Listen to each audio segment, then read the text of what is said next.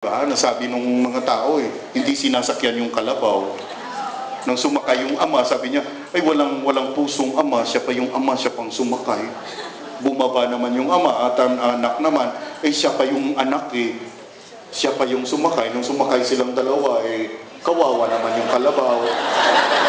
Ang ginawa po nila talagang binuwat na lang nila yung kalabaw nila po papuntang palengke. Nabasa niyo po yung the priest is always wrong. Di ba?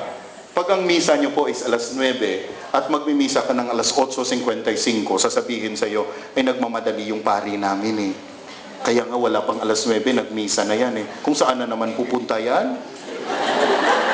Kung alas 9:05 ka magmimisa, ay talagang very tardy yung priest namin. At kung magmimisa ka ng impunto alas 9, walang puso yan, hindi man lang nang hintay.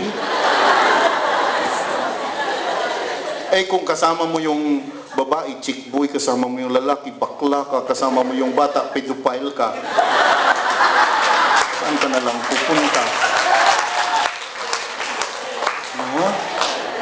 The greatest gifts that we can give our children are roots and wings.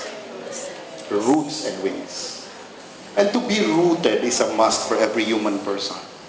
Saan ka ba naka-anchor? Kasi kung naka-anchor ka sa iba, you would seek the affirmation of others. You would seek the praise of others. You will really become miserable. What if people will not praise you? That's the flaw of democracy because majority is not always right. It is to dare to be different. Alam niyo po ba, nung si Lea Salonga nung very young pa siya,